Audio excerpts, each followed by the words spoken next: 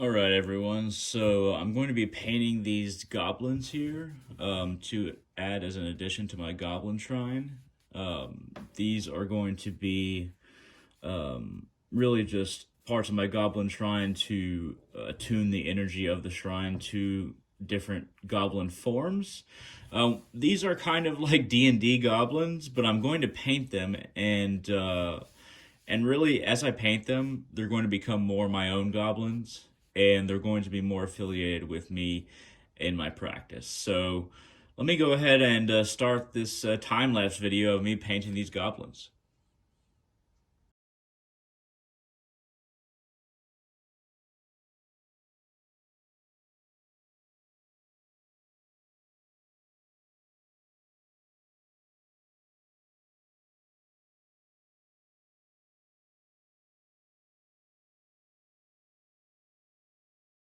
Everyone, so just a side note, I should have started with this, but what I have used so far as the goblin skin is bomber green. What I'm using for their clothes, their leathers, presumably, is rust, kind of a brownish color. This silver I'm going to apply to their weapons.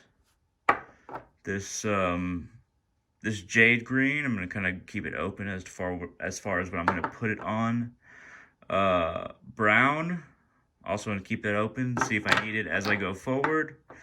And this medium green, also going to keep that open. So I don't know how I'm going to exactly paint this, but these are the colors that I'm working with.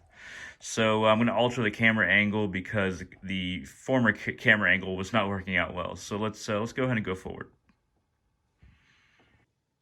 All right, everyone. So I tried to do another time-lapse video, and apparently I didn't hit the time-lapse button. I didn't hit any button, so it basically just took a photo. This is the end result that is drying right now. Now, keep in mind that I've never done this before. Like, literally, this is the first time that I've ever painted a miniature in my entire life. And I'm just lucky that I inherited, my father's still alive, but he kind of just gave to me. I have these 5 that I used on this, which is mid green, jade green. I might not use jade green. Bomber green was basically for the skin of the goblins. Brown, I used that for the leathers. The silver I actually used for the weapons and the potions that are in their hands. And the cool thing is, I got a lot. Like, that's just one level. There's a whole nother level of different model paints. My dad loved model painting, like Star Wars type stuff, basically.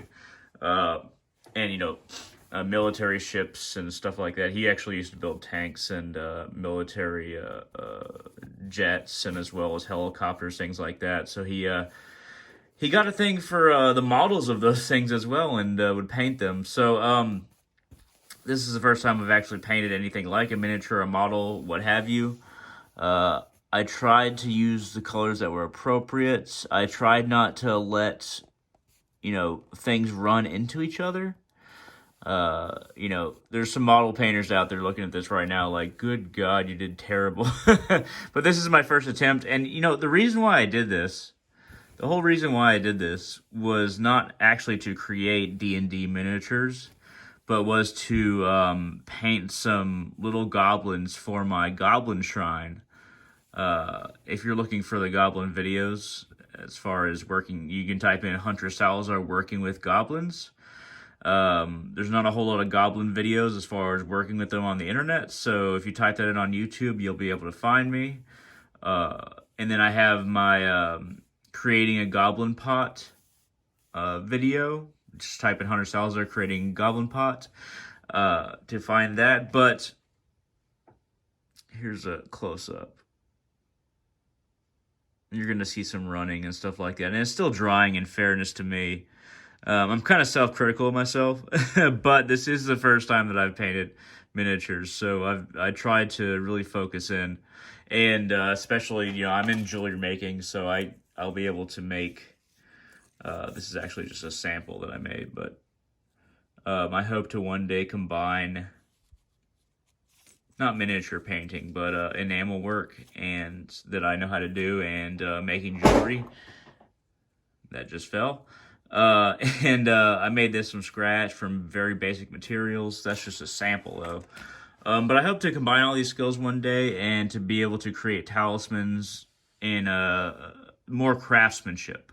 I know how to make talismans, magical talismans, but I want to add craftsmanship to them so that I can create them for myself and to help others as well. So I want there to be art in addition to my talismans.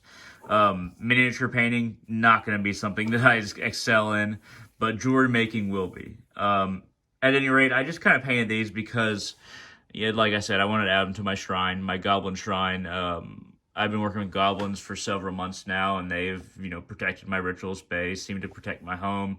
I just give them leftover food, and everything feels more secure than it did. Now, usually people think that goblins are mischievous, and they most certainly are. Now, there's been mischievous things that have been happening, a few, but overall, they're kind of like little buddies for me.